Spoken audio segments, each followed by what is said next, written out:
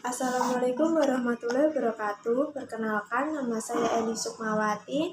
Saya dari kelas S2B NPM 2024-14-529. Pada pembahasan pertama ada konsep peserta didik, yaitu apa sih peserta didik itu? Peserta didik berasal dari kata peserta yang artinya ikut serta. Didik yang berarti dididik maupun mendidik. Jadi istilah peserta didik adalah individu yang sedang menjalankan proses pendidikan baik di jalur pendidikan formal maupun non formal. Istilah lain dari peserta didik adalah siswa, murid, pelajar. Tapi sebutan tersebut digunakan untuk para peserta didik yang jenjang menengah ke bawah. Berikutnya ada hakikat peserta didik. Menurut Danim, hakikat peserta didik yaitu setiap peserta didik memiliki perbedaan kemampuan dalam aspek pengetahuan, keterampilan, maupun sikap. Jadi setiap siswa, setiap murid itu mempunyai karakteristik yang berbeda-beda, memiliki keunikannya masing-masing. Tentu saja para siswa mempunyai kelebihan dan kekurangannya masing-masing, baik itu di bidang akademik maupun non-akademik. Berikutnya, peserta didik memiliki perbedaan waktu dalam hal pertumbuhan maupun perkembangan. Jadi, siswa dalam masa proses pertumbuhan dan perkembangannya, jangka waktunya tidak sama antara siswa satu dengan siswa yang lainnya. Ada juga yang perkembangannya bisa cepat, ada juga yang siswa yang jangka waktu pertumbuhan dan perkembangannya itu lambat. Jadi antara siswa satu dengan siswa lain tidak sama. Setiap siswa memiliki pandangan, pola pikir, imajinasinya masing-masing. Sehingga setiap siswa memiliki perbedaan akan kebutuhan baik secara rohani maupun jasmani. Selanjutnya, siswa juga bertanggung jawab terhadap proses untuk belajar secara mandiri sesuai dengan prinsip belajar. Dalam proses belajarnya, siswa membutuhkan pembinaan dan pengembangan baik secara individu maupun kelompok. Setiap siswa pastinya memerlukan tuntunan guna dapat diarahkan ke arah yang lebih baik lah.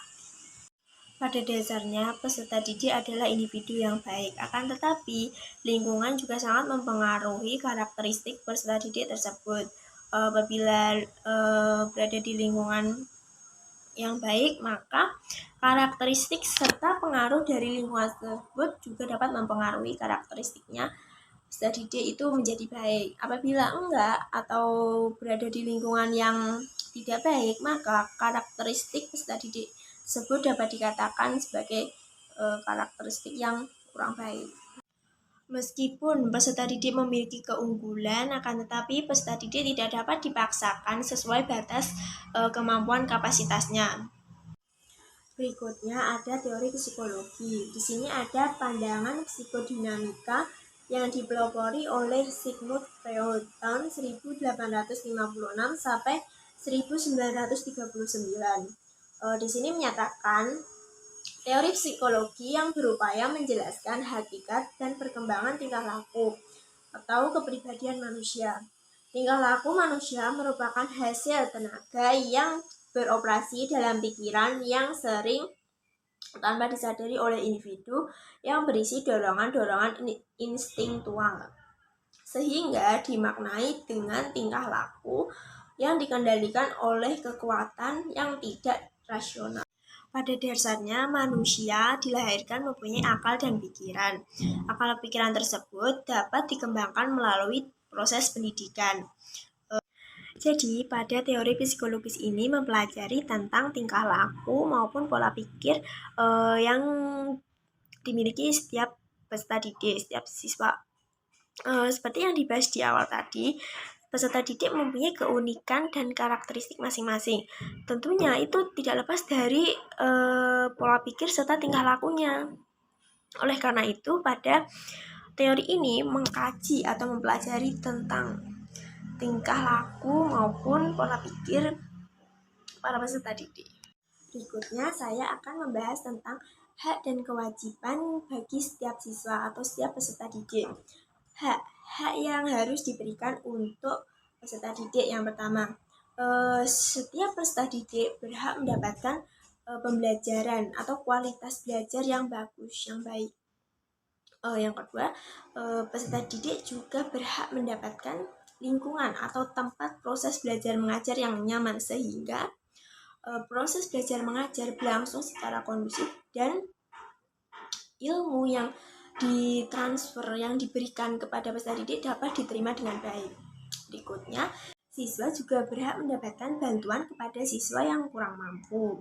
Misalnya, ada siswa yang berprestasi, akan tetapi dari latar belakang keluarganya ia adalah dikategorikan sebagai orang yang kurang mampu atau tidak mampu. Maka dengan demikian peserta didik tersebut berhak mendapatkan beasiswa guna melanjutkan pendidikannya ke jenjang yang lebih tinggi lagi. Yang berikutnya, peserta didik berhak menyelesaikan pendidikannya sesuai jangka waktu yang ditentukan. Setiap siswa memiliki jangka waktu atau batas waktu yang telah ditentukan dalam proses belajar mengajar atau proses berpendidikan. Peserta didik berhak untuk pindah atau mutase pada jalur dan satuan pendidikan yang setara. Jadi contoh, misalnya ada siswa yang berada di jenjang SMA kelas 2 atau kalau SMA bisa disebut dengan kelas 11. Jadi ada siswa yang ingin melakukan proses perpindahan dari tempat A ke tempat B. Yang semulanya siswa tersebut berada di tempat A itu kelas 11, maka ketika dia pindah ke tempat B, dia juga tetap kelas 11. Akan tetapi ada juga sekolah-sekolah yang menegakkan peraturan yang dimana perpindahan murid itu harus mengulangnya dari awal. Misalnya yang tadinya dari kelas 2, maka dia ketika pindah dia menjadi kelas 1 begitu. Tapi itu sangat jarang terjadi. Berikutnya ada kewajiban yang harus ditaati oleh setiap siswa. Siswa wajib mengikuti peraturan-peraturan yang ada di sekolahan, mulai dari cara berpakaian, kedisiplinan, tepat waktu, serta tata tertib yang telah ditentukan oleh sekolah guna untuk mencapai kesuksesan dalam proses belajar mengajar. Siswa juga wajib untuk membayar biaya pendidikan, kecuali bagi orang-orang yang tadi dikatakan di awal yang mendapatkan hak beasiswa atau yang mendapatkan bantuan dari pemerintah. Berikutnya ada warga negara asing bisa menjadi peserta didik di lingkungan negara Indonesia. Jadi itu merupakan suatu kewajiban. Peserta didik juga wajib menjaga fasilitas yang diberikan oleh sekolahan. Berikutnya, peserta didik juga wajib berperilaku baik, berkata yang sopan, santun terhadap guru maupun terhadap sesama. Peserta didik juga wajib menjaga kebersihan lingkungan sekolah. Selain itu, menjaga kebersihan lingkungan juga termasuk suatu pendidikan yang dimana peserta didik itu dapat menerapkan pola hidup yang bersih, pola yang hidup sehat, guna dapat diterapkan di lingkungan masyarakat. Selanjutnya ada konsep pertumbuhan peserta didik. Dalam perjalanan hidupnya, peserta didik mengalami yang namanya pertumbuhan. Pertumbuhan lahir itu dapat dikatakan sebagai perubahan yang dialami oleh peserta didik. Bisa perubahan yang bersifat fisik maupun psikologis. Pertumbuhan peserta didik dilandasi oleh dua hal, yakni genetik dan gizi yang seimbang. Pemberian gizi juga berpengaruh akan pertumbuhan peserta didik.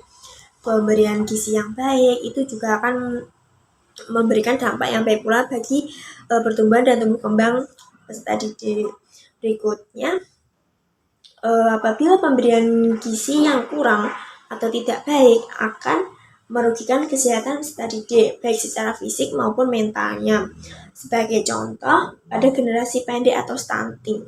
Kalau kita membahas tentang stunting itu pasti tidak asing dengan kekurangan gizi.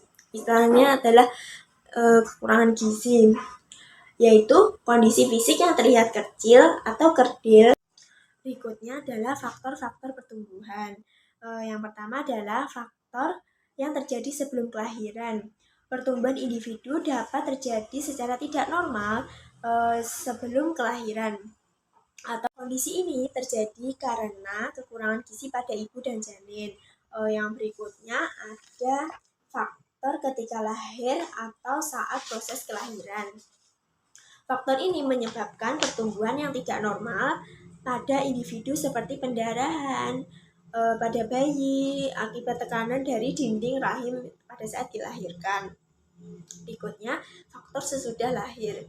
Pertumbuhan individu dapat terganggu ketika sudah dilahirkan, seperti kepala bayi yang terluka karena terpukul oleh benda, infeksi pada otak, maupun penyakit lainnya seperti malaria. Berikutnya adalah faktor psikologis. Faktor ini biasanya terjadi pada peserta didik yang ditinggalkan oleh ayah ibunya, yang mengakibatkan gangguan pikiran atau mentalnya terganggu. Faktor ini biasanya menyerang pada mental peserta didik yang disebabkan oleh beberapa faktor. Salah satunya ditinggal oleh kedua orang tuanya meninggal, bentakan, ataupun hal yang seharusnya belum mereka mengerti tapi dia sudah melihat atau mengalami, itu pun juga bisa menjadi faktor psikologis anak.